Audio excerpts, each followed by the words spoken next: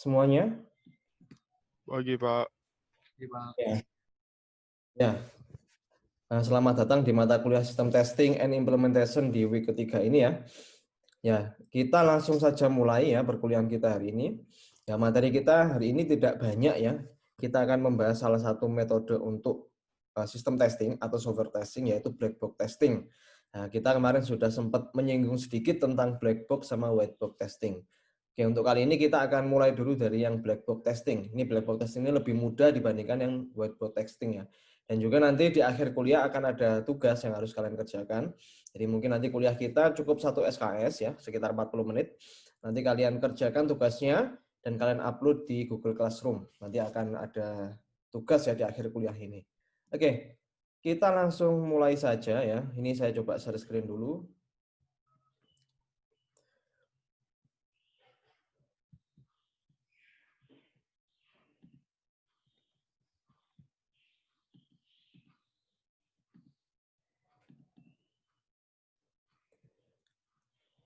Oke, kita langsung mulai saja. Sudah terlihat kan ya?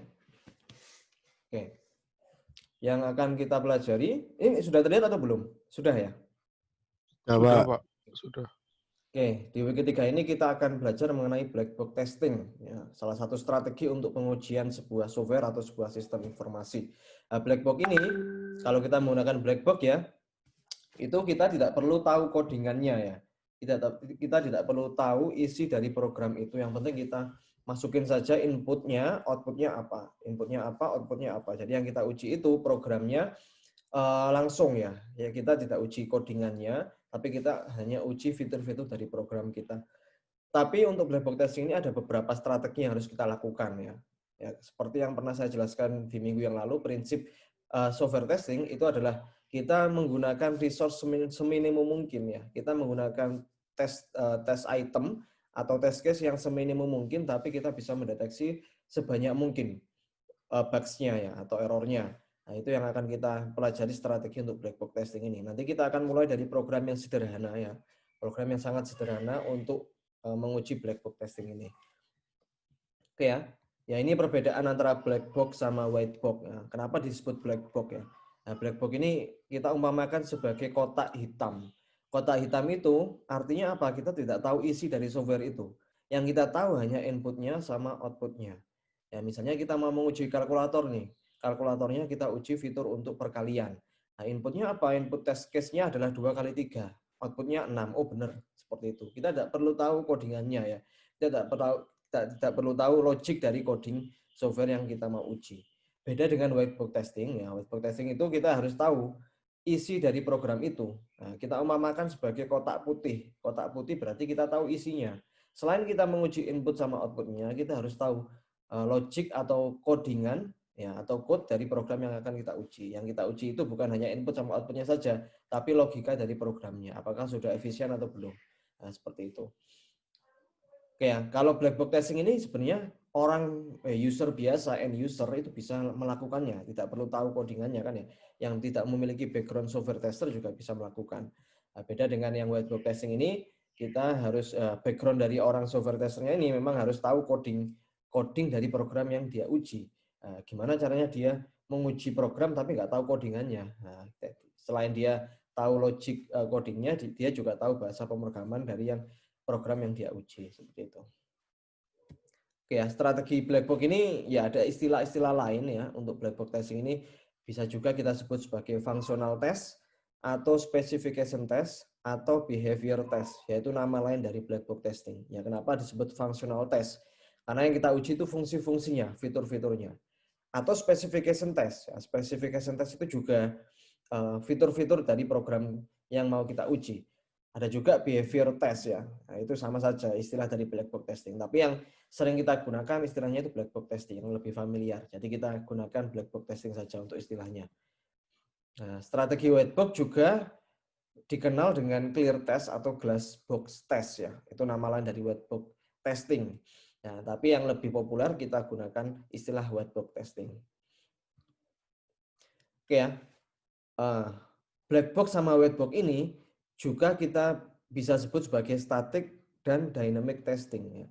Kalau kita mau menguji black box testing, otomatis kita harus menjalankan programnya ya. Nah, menjalankan program itu berarti programnya dinamis ya. Itu kita sebut sebagai dynamic testing. Nah, istilah lain juga untuk black box testing ya. Sedangkan untuk white box testing, kalau kita mau menguji white box testing itu, kita juga bisa mengujinya tanpa harus merun programnya. Ya kan? Kalau kalian mau menguji sebuah program ya, hanya melihat codingannya, kalian nggak perlu merun programnya kan ya, kalian nggak perlu menjalankan programnya. Itu bisa kita sebut sebagai static testing ya. Static testing ini mengarah ke white box testing. Kalau dynamic testing ini dia mengarah ke black box testing. Ya, walaupun white box testing itu ada juga di dalamnya kalau kita mau menguji sebuah program, nah codingannya kita uji, tapi kadang-kala kita juga perlu merun program tersebut.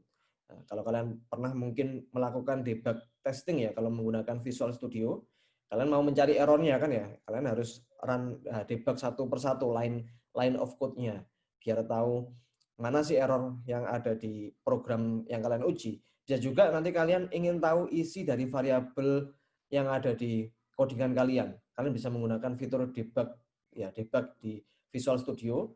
Nah, setiap langkah ya, setiap step itu bisa kalian lihat isi dari variabelnya itu apa ya. Kalau kalian pernah mencoba itu ya fitur debug testing di Visual Studio. Nah, itu untuk yang static testing itu kita tanpa harus merun programnya. Kita tidak perlu menjalankan programnya. Kalau dynamic testing ini kita harus menjalankan programnya. Itu istilah juga ya. Sama dengan tadi ya. Black box sama white box testing. Ya, kalau dynamic testing otomatis kita harus menjalankan programnya kan ya. Kita mau menguji fitur dari program ya otomatis kita harus jalankan programnya. Seperti itu. Ya, strategi black box testing ini ya tester tidak mempedulikan detail atau isi struktur dari software yang akan dites ya. Ya dia walaupun codingannya itu sebenarnya ya codingannya kayak sampah gini ya. If else-nya terlalu banyak ya. If gini ya. Walaupun sebenarnya kalau kita pakai if else itu bisa kita sederhanakan menggunakan switch case ya. Kalau kalian pernah tahu ya. Nah itu seperti ini. Misalnya kalau black box testing itu dia nggak perlu lihat isi codingannya. Yang penting dia tahu inputnya sama outputnya apa. Dia tidak peduli logiknya itu benar atau salah. Nah, black box testing seperti itu. Nah, keunggulannya apa kalau black box testing itu? Lebih simpel karena kita nggak perlu tahu codingannya, ya kita tidak perlu membuka code dari program kita, yang penting kita masukkan saja input sama outputnya. Tapi ada kekurangannya, kalau kita menggunakan black box testing, akurasi untuk mendeteksi bugs itu lebih rendah daripada white box testing. Kalau white box testing pasti otomatis kita lihat logik dari programnya. Selain kita pertimbangkan inputnya, test case-nya, tapi kita juga lihat ya codingannya itu logiknya sudah benar atau enggak, sudah efisien atau enggak, seperti itu. Ya ini black box testing kita tidak perlu mempedulikan ya isi dari programnya. Ya, tester hanya tahu bagaimana cara kerja sistem. Ya, seenggaknya testernya itu tahu test case-nya apa, ya kondisinya apa. Test case itu harus ada inputnya apa, kondisinya apa, sama outputnya apa. Seperti yang saya jelaskan minggu lalu ya. Ya, yang perlu diketahui oleh software tester, dia hanya perlu tahu inputnya apa, kondisinya apa, sama outputnya apa. Cukup itu saja. Dan dia tidak perlu tahu isi dari code ya, program yang dia uji. Yang penting dia tahu fiturnya apa ya, inputnya apa, kondisi waktu dia menginputkan data itu seperti apa, sama outputnya apa. Itu sudah cukup untuk melakukan black box testing. Nah, black box testing ini semua orang bisa melakukan sebenarnya. Ya kan, end user ya, pokoknya user dari program itu bisa melakukan black box testing. Ya, tapi ada beberapa problem ya di black box testing ini. Apalagi kalau black box testing itu kita menguji program yang kombinasi inputnya banyak, ya kan? Ya idealnya memang kita harus menguji dengan semua kombinasi input ya. Test case-nya apa ya? Idealnya kita harus uji semua. Tapi kalau kita mau menguji dengan semua kombinasi input, pasti otomatis kita butuh waktu yang lama. Kita butuh waktu yang lama, kita butuh data test case yang banyak. Walaupun memang idealnya kita harus menguji dengan semua kemungkinan. Ya, tapi realitanya tidak bisa kita lakukan karena kita harus mempertimbangkan waktu dan biaya. Ya kan, kalau kita mau menguji program dengan semua kombinasi input ya otomatis kita butuh waktu yang banyak, ya biayanya juga banyak. Cost apa? Biaya untuk kita mau meng-hire seorang software tester ya. Kalau kita mau meng-hire software tester terus kita suruh dia untuk menguji semua kemungkinan ya otomatis waktu itu berbanding lurus dengan biaya. Semakin banyak waktunya ya biaya yang kita keluarkan juga semakin banyak. Ya, bagaimana kita bisa menguji dengan test case yang paling bagus ya, paling the best, yang paling optimal ya kita, ya ini ada contohnya dulu. Saya sebelum kita masuk ke strategi black box testing ini ada contoh ya. Ini contohnya sudah pernah saya singgung dulu di awal perkuliahan ya. Kalau kita mau menguji sebuah fitur di kalkulator misalnya. Saya mau menguji square root ya. Square root itu akar ya. Akar dari angka 51. Nah, kalau kita lihat di sini ya, kalau kita masukkan semua segala kemungkinan ya input yang ada di kalkulator banyak sekali. Misalnya kalkulatornya ini 32 bit ya. Berarti kita mau menguji berapa miliar ya, 4 miliar angka. Kan nggak mungkin ya, kita ngeceki satu-satu. Akarnya 0 berapa, akarnya 1 berapa, akarnya 1 miliar berapa. Ya bisa sih, kita cek satu-satu itu benar atau enggak jawabannya. Tapi otomatis kita butuh waktu yang banyak ya, kita butuh test case yang banyak juga. Nah, kita butuh strategi di sini. Gimana caranya agar kita bisa optimal untuk menguji fitur akar di kalkulator ini.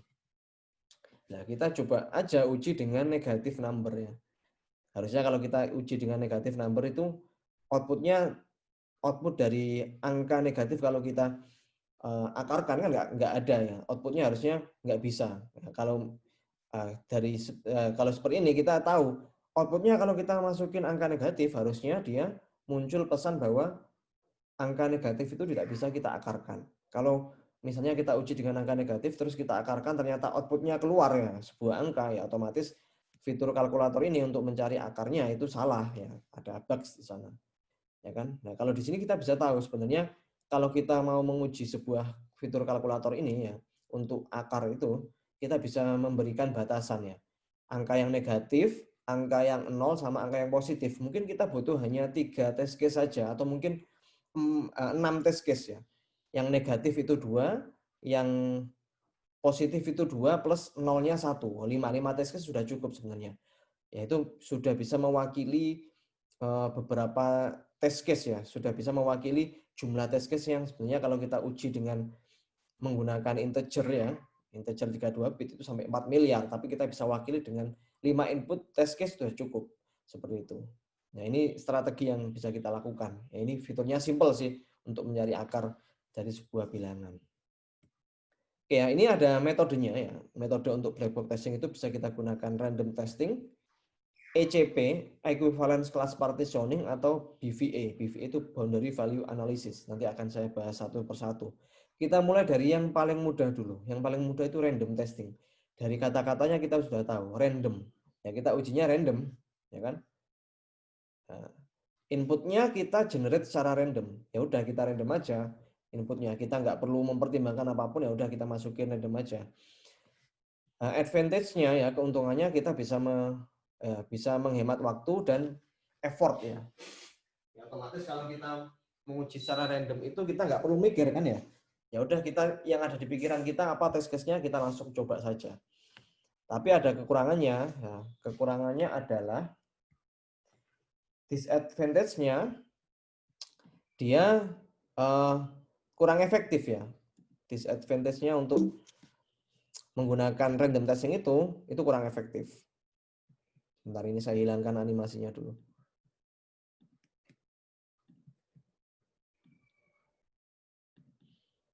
Oke, disadvantage-nya kurang efektif karena kalau kita random itu ya kebetulan kalau test case kita bagus ya kita bisa mendeteksi bugs. Tapi kalau kurang bagus test case-nya, namanya random kan ya, untung-untungan, bisa saja kita menggunakan test case yang random itu kita nggak menemukan bug sama sekali, padahal ada bug sebenarnya di program kita seperti itu. Nah, metode yang kedua yang lebih bagus daripada random testing ini, kita bisa menggunakan Equivalence Class Partitioning atau ECP. ECP ini kita bagi inputnya jadi beberapa bagian. Seperti yang saya jelaskan tadi untuk menguji fitur akar dari sebuah bilangan. Tadi kan saya sudah memberikan bagian ya, partitioning. Yang negatif, yang positif sama 0. Jadi kita punya 3 partitioning. Sama, equivalence class partitioning ini kita bagi inputnya jadi beberapa bagian. Jadi ada partisi 1, partisi 2, partisi 3, sama partisi 4. Nah, kita bisa pisahkan ya. Partitioning ya kita bisa bagi jadi beberapa part inputnya. Contohnya misal kalau kalian mau menguji ya fitur untuk konversi nilai angka ke nilai nisbi. Ya, nilai nisbi itu ada A, AB, B, BC, C, D, E, gitu kan. Nah, itu bisa kalian gunakan untuk equivalence class partitioning. Ya kan? Jadi misalnya saya mau menguji untuk A ya. A itu inputnya apa? Ya, inputnya 81 sampai 100. Yang B, inputnya apa? Inputnya 75 sampai 80. Nah, seperti itu. Jadi kita bagi inputan itu jadi beberapa bagian. Ya, intinya adalah kalau kita menggunakan equivalence class partitioning ini kita bisa lebih efektif daripada random testing. Karena kita punya data yang mewakili dari bagian tertentu ya, dari range input tertentu. Nah, kalau kita menggunakan equivalence class partitioning seperti itu. Ya. Dan ini bisa lebih efektif daripada random testing ya, karena kita bagi jadi beberapa bagian. Harapannya kalau kita bagi jadi beberapa bagian, test case kita itu mewakili range input ya, atau range test case yang ada, yang kombinasi range test case yang ada. Jadi tiap range test case itu bisa kita wakili dengan nilai tertentu, seperti itu. Oke. Dan yang metode yang ketiga itu ada juga boundary value analysis atau BVA. BVA ini merupakan kelanjutan dari equivalence class partitioning. Nah, misalnya ini yang kita ambil test case-nya itu adalah test case yang ada di ambang batas. Nah, misalnya ini kita punya 4 partisi ya. 4 partisi yang pertama itu kurang dari 0, partisi kedua itu 1 sampai 10, partisi yang ketiga itu 11 sampai 99, partisi keempat itu di atas 100. Yang kita ambil itu merupakan ini, value-value yang ada di ambang batas. Ya, misalnya kalian mau menguji fitur untuk tadi konversi angka ke nilai nisbi. Misalnya kalian menguji, misalnya benar nggak sih kalau misalnya saya mau nginputin angka 80 itu keluarnya AB. Nah, kalian mau menguji, outputnya saya harapkan itu nilai A ya. Jadi saya mau menguji fitur konversi nilai angka ke nilai huruf untuk konversi nilai A. Ya, nilai A itu berapa? 81 sampai 100. Ya udah, saya uji. Benar nggak nilai 80 itu A, 80 itu bukan A. Harusnya kan AB. Kalau saya masukin 80, gimana outputnya? Ya kan? Terus saya masukin 81, gimana outputnya? Saya masukin 100, gimana outputnya? Saya masukin 101 juga, gimana outputnya? Jadi yang kita uji itu ambang batasnya. Seperti itu. Ini untuk contoh yang paling mudah, karena inputnya berupa angka kan ya, berupa angka kuantitatif. Nanti kita juga lihat ya, yang inputnya bukan berupa angka, tapi berupa test case yang inputnya datanya bukan angka. Nanti ada contohnya. Oke. Tapi kita coba contohkan yang simple terlebih dahulu. Ya. Jadi sebenarnya itu kenapa kok kita menggunakan boundary value analysis? Karena kemungkinan ya ambang batas itu rawan error. Misalnya kalau kalian ngoding pakai if else misalnya. If nilai kurang dari sama dengan 81 sama dengan B, kan salah. Kurang dari sama dengan 81. Biasanya kalau kalian coding itu ya nggak terasa kan ya. Oh ya sebenarnya itu kurang dari 81, nggak pakai sama dengan. Itu rawan salah biasanya di ambang batas seperti itu. Yang harusnya nilainya A ya, jadi AB. Kan 81. 81 nilainya harusnya A. Tapi karena codingan kalian salah, if nilai kurang dari sama dengan 81, jadi nilainya AB. Nah, itu kenapa kita menggunakan boundary value analysis. Karena berdasarkan beberapa riset ya, itu memang ambang batas itu rawan terjadi error di sana. Oke. Ini ada case study-nya ya. Case study-nya adalah misal kita mau menguji fitur untuk mendeteksi syarat untuk membuat sebuah username misalnya. Saya mau membuat sebuah username tapi ada ketentuannya. Ketentuannya adalah dia harus minimal 3 karakter dan maksimal 15 karakter dan juga username-nya itu harus alfanumerik, terdiri dari huruf dan angka, ya kan? Misalnya saya mau bikin user dengan nama ABC, salah atau benar? Nggak bisa, salah kan ya? ABC itu harusnya ya 3, dia 3, cuman dia bukan alfanumerik. Saya mau bikin username 123 dengan karakter 123, nggak bisa juga karena dia bukan alfanumerik. Misalnya saya mau bikin lagi username-nya Naufal123. Oh, dia bisa. Karena dia di antara rentang 3 sampai 15 dan dia juga alfanumerik. Nah, kita coba uji, misalnya kita mau bikin fitur untuk mendeteksi alfanumerik ya. Ini yang paling simpel ya. Kita mau mendeteksi sebuah fitur untuk mendeteksi apakah username-nya sudah memenuhi syarat atau belum. Dia harus 3 sampai 15 dan dia juga harus alfanumerik. Nah, kita bisa bagi 3 inputan di sini, 3 kondisi. Ya, kondisi yang pertama adalah ya, kita ini menggunakan equivalence class partitioning. Jadi kita coba bagi jadi 3 bagian. Bagian yang pertama ya kita bisa kondisikan di sini bahwa inputnya harus alfanumerik, ya kan? Harus alfanumerik. Terus kondisi yang kedua ya. Nah, partisi yang kedua, the range for the total number of character is between 3 and 15. Jadi range-nya itu antara 3 sampai 15. Yang ketiga, the first two character must be letter. Oh ya, ini ada ada ketentuan satu lagi bahwa sebenarnya the first two character harus letter ya. Letter itu harus huruf. Kalau saya bikin Naufal 123 tadi bisa karena 2 karakter utamanya merupakan huruf. Kalau 123 Naufal nggak bisa karena dia 2 karakter utamanya bukan huruf. Nah, ini yang akan kita lakukan dengan syarat-syarat yang sudah dijelaskan di sini, kita bisa bagi jadi 3 bagian. Jadi test case yang pertama itu test case-nya yang alfanumerik, test case yang kedua dia antara 3 sampai 15, test case yang ketiga the first two karakternya harus huruf ya. Nah, dari sini, dari kondisi ini kita bisa tarik kesimpulan, kita bisa bagi jadi 3 bagian ya. 3 bagian partitioning. Kita menggunakan equivalence class partitioning. Oke, nanti kita lihat. Ya. Kita coba fokus dulu di kondisi yang pertama. It must consist of alphanumeric character. Harus terdiri dari alphanumeric ya, karakter yang alphanumeric. Jadi yang harus kita lakukan, jadi equivalence class yang pertama kita kasih ID EC1.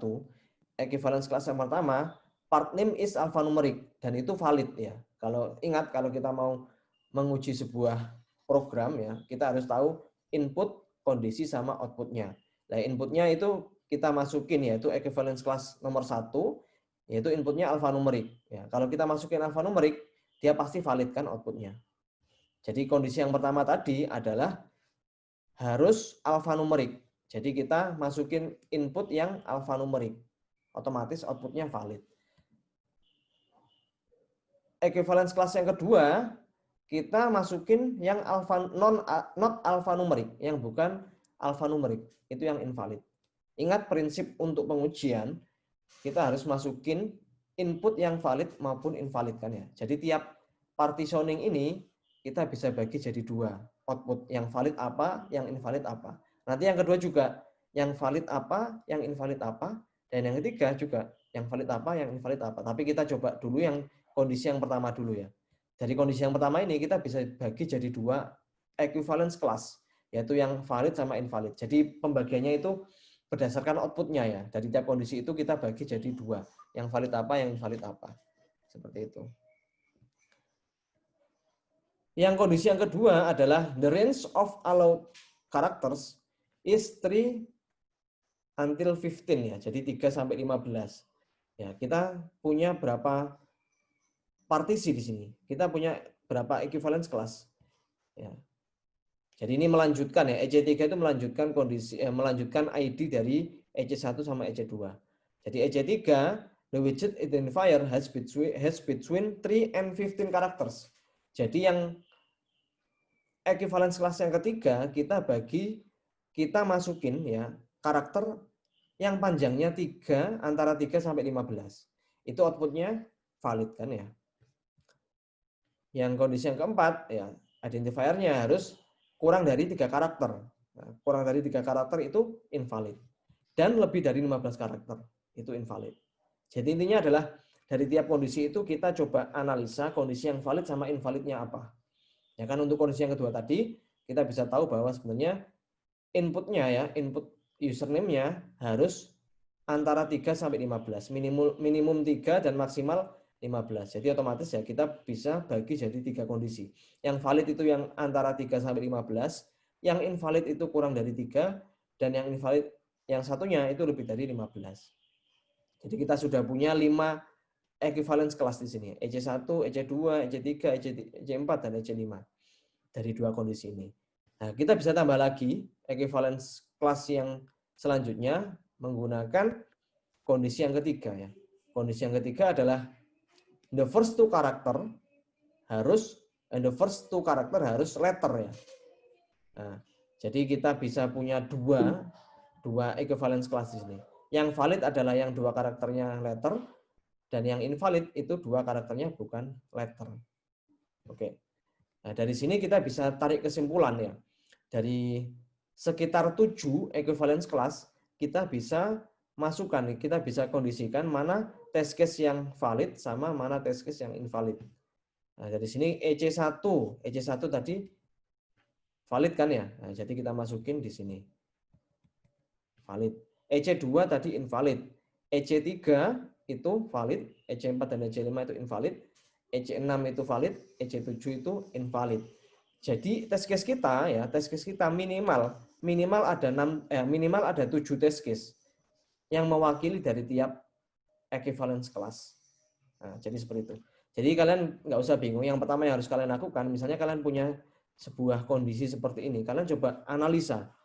Kira-kira syaratnya itu apa saja untuk membentuk sebuah username dengan kondisi bahwa username itu harus antara 3 sampai 15 dan dia alfanumerik dan first two karakternya harus letter.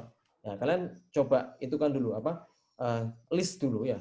Kira-kira syaratnya apa saja untuk membentuk username tersebut.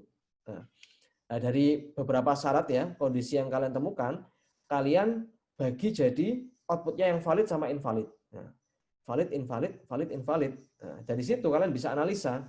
Misalnya yang tadi yang pertama ya, the first condition-nya adalah harus alfanumerik kan ya.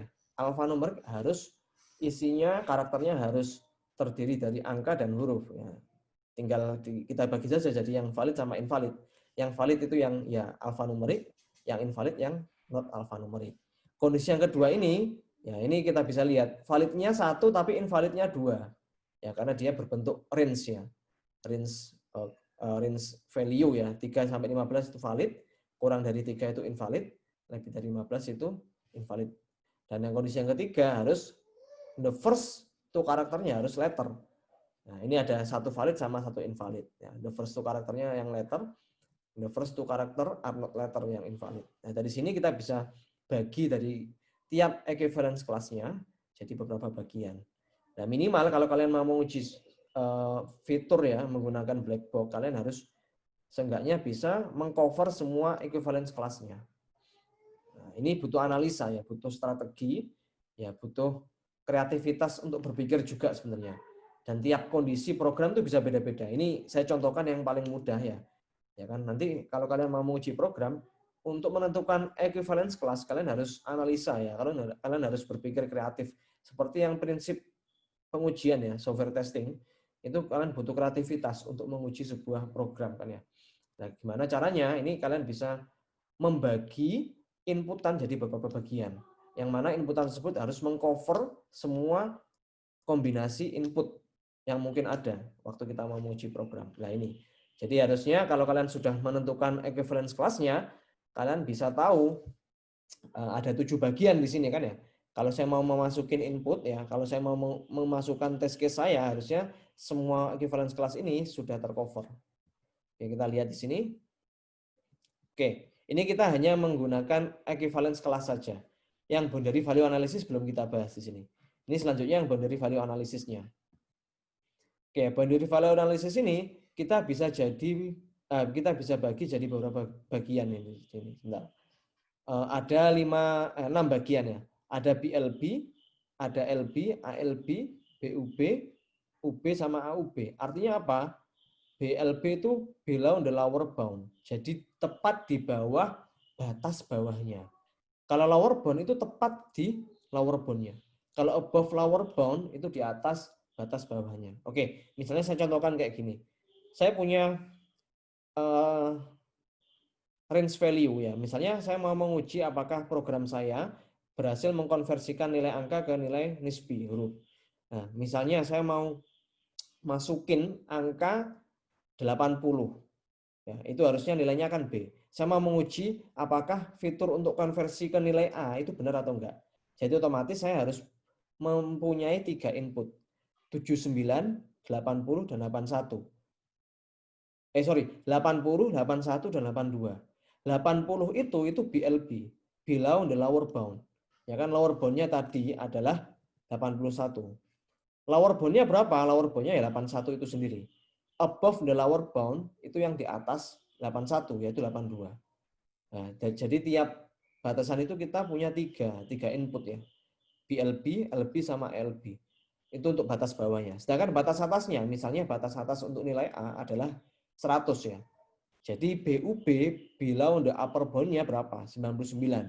Upper bound-nya 100, above the upper bound-nya 101. Nah, seperti itu. Nah, ini kalau misal kita implementasikan ke kasus yang ini, itu gimana? Nah, kita bisa lihat di sini. Misalnya, ini saya punya 9 test case ya. 1 sampai 9. Saya kasih identifier 1 sampai 9. Nah, 1 sampai 9 ini sudah mengcover semua equivalence class. Dan juga dia mengcover BVA-nya ya. Boundary value analysis-nya juga tercover di sini. Misalnya, saya masukin ABC1. ABC1 itu masuk ke berapa ya? ABC1, coba saya lihat. ABC1 masuk ke equivalence kelas nomor 1, yaitu part name is alphanumeric ya. Jadi part name-nya adalah alphanumeric. ABC1 alphanumeric enggak? Alphanumeric, karena dia terdiri dari huruf dan terdiri dari angka kan ya. Dia masuk ke EC1 dan outputnya adalah valid ya kan? Valid. Tapi selain itu dia juga masuk ke EC3. EC3 tadi apa? EC3 kita lihat lagi di sini. EC3 adalah between 3 and 15. Ya, ABC1 itu 4 karakter. Jadi dia masuk ke sini kan ya. Dia masuk ke 3 sampai 15. Dan dia termasuk above the lower bound karena dia 4 karakter kan ya. Jadi dia masuk EC3 masuk ke ALB, above the lower bound. Oke. Ya kan, above the lower bound. Selain itu dia juga masuk ke EC6. Nah, apa EC6?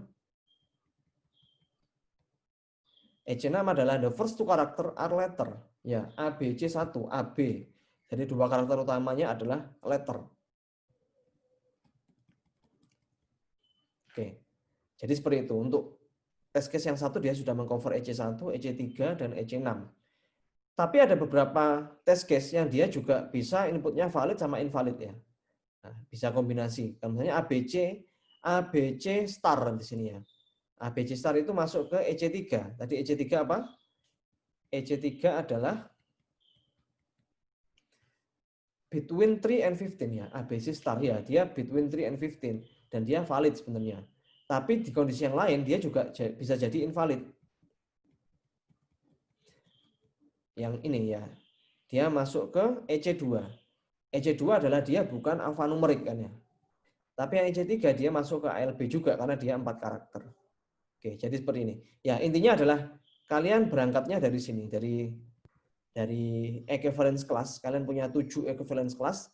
Nah, dari tiap equivalence class tersebut kalian harus minimal generate 1 test case di sana.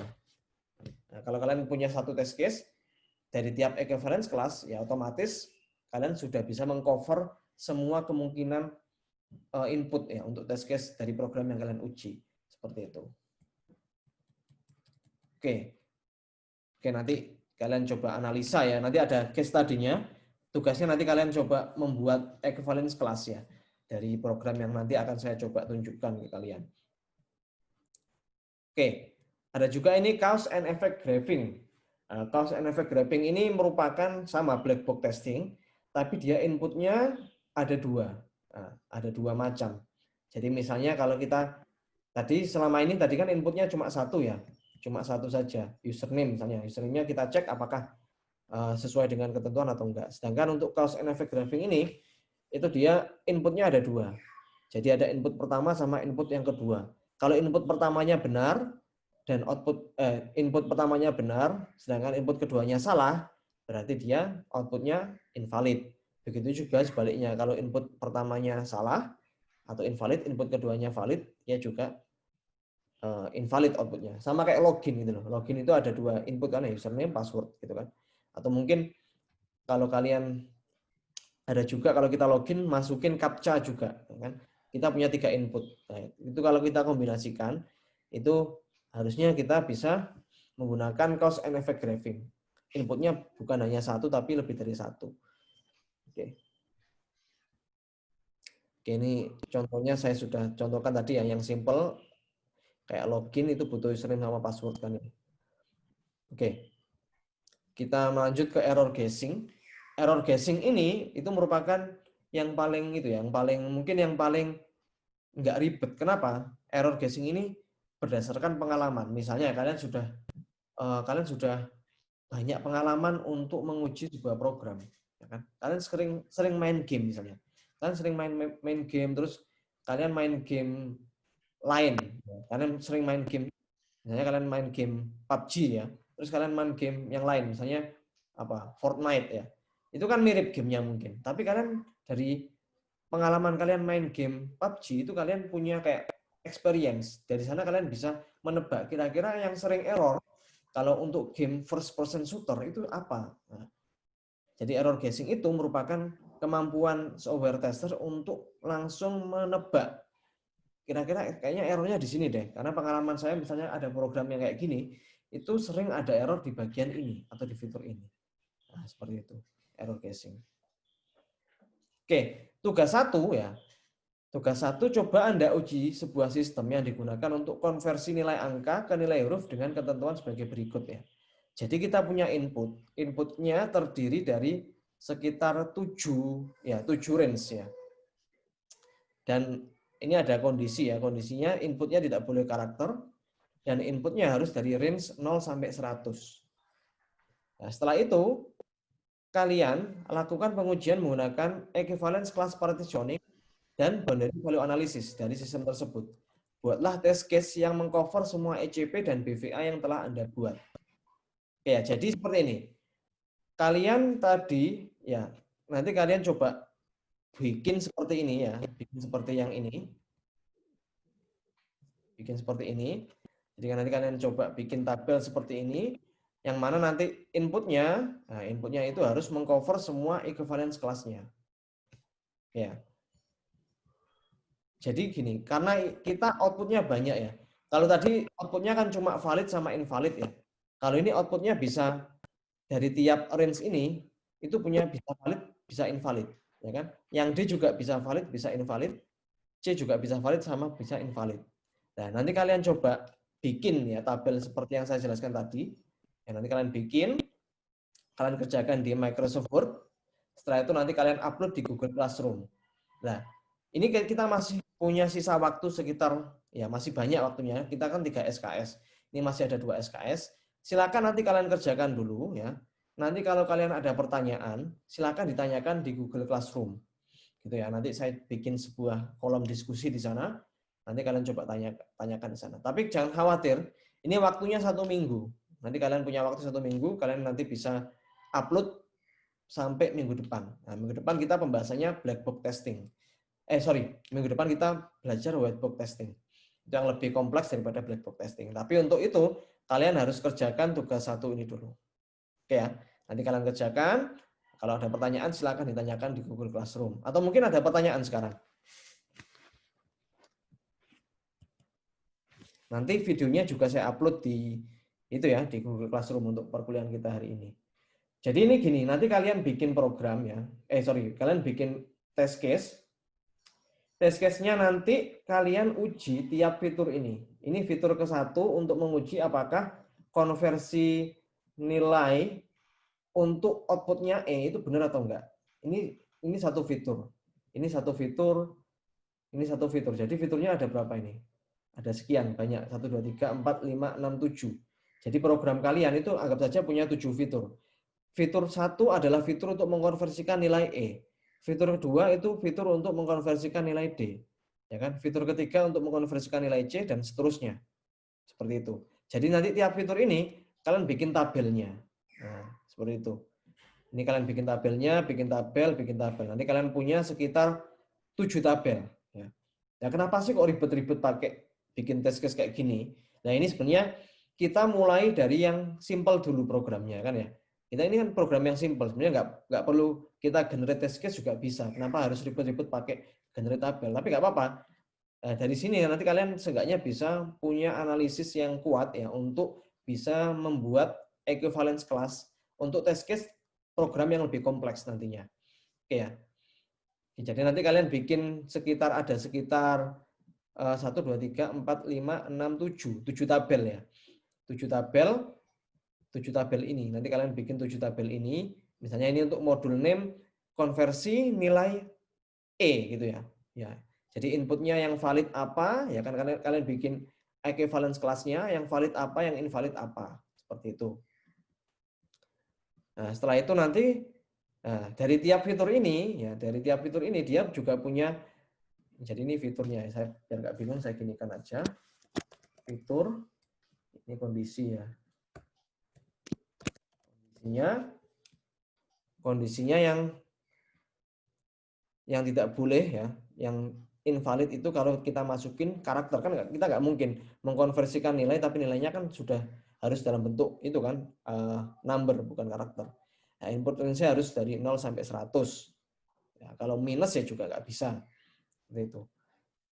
Jadi nanti kalian bikin equivalence class dari tiap fitur ini. Oke ya? Mungkin ada pertanyaan? Atau mungkin dicoba dulu ya. Kalian coba kerjakan dulu.